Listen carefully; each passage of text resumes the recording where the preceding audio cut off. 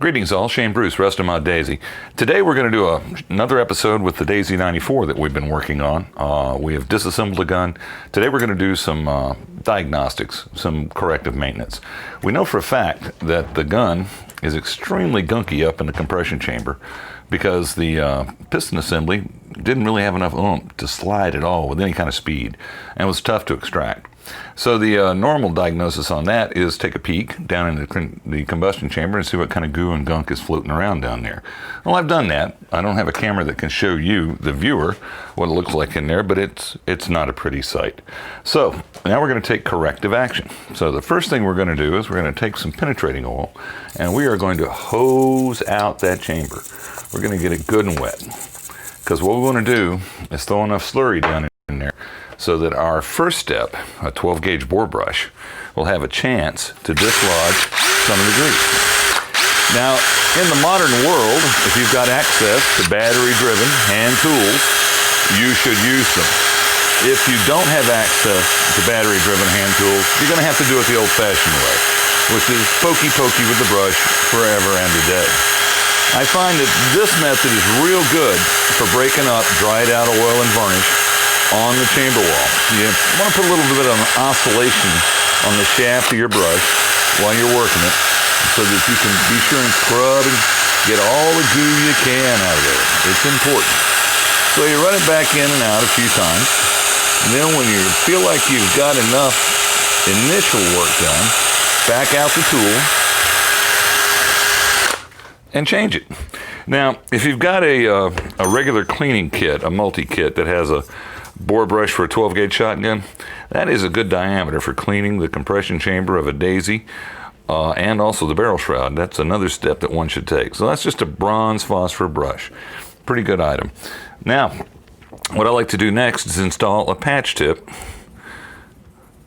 and that is just a slotted device. I use paper patches for this kind of work, and the main reason I do that is because they're cheap, they're clean, and they don't really tear up too bad. So thread it through your patch tip until you get a pretty good amount of this stuff on either side. At this phase, I don't bother with putting any lubricant on the paper. All I'm looking to do now is pick up the junk I knocked off with the brush. Then insert it into the gun. Same process. Give it a little oscillation. Now, when you get in close to the breech, you want to be careful because you don't want to bury that needle in the abutment washer. All we're looking to do is get the grease out of the chamber so the piston assembly will have an easier time sliding. So that's what we took out with our first pass. As you can see, it's not too pleasant. So take that and toss it. Now we're going to go for the big guns. We're going to get some Scotch-Brite. This we're going to slide through the patch tip till we have about an equal amount on either side. And we're going to give this a good dose of oil.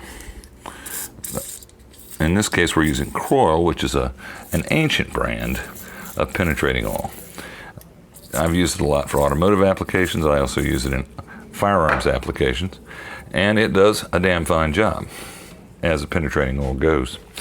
So once again, you get it stuffed up in there. And you let that rascal scrub, scrub, scrub. Because there's nothing like clean. So work it back and forth, get it on down in the compression chamber, because that's where our problem is.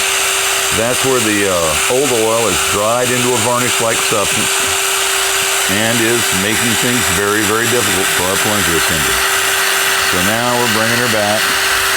Take a look at it, rub it up a little bit more. You don't have to worry about the Scotch-Brite taking off too much material because that just isn't going to happen.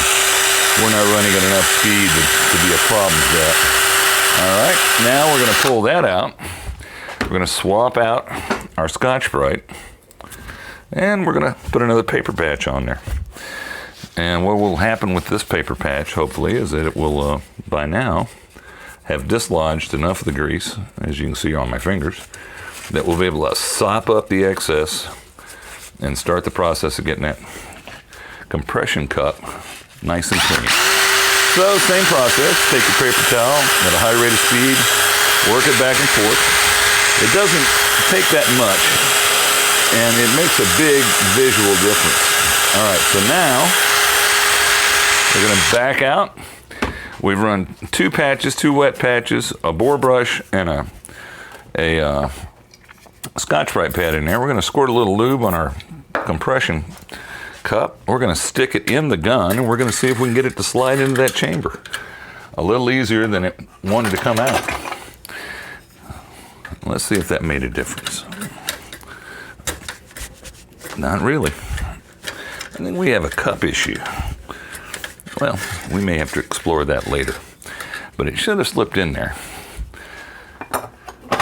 Feels like I've got plenty of lubricant, and yet it's not doing what I want it to. Well, that's one of the nature of things when you're working on BB guns.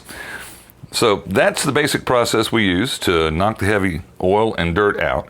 And then in our next video, we'll show you how we do the front end of the gun, the barrel shroud, where the BBs actually go. That's it for today, kids. So this is Shane Bruce, Restomod Daisy, signing off.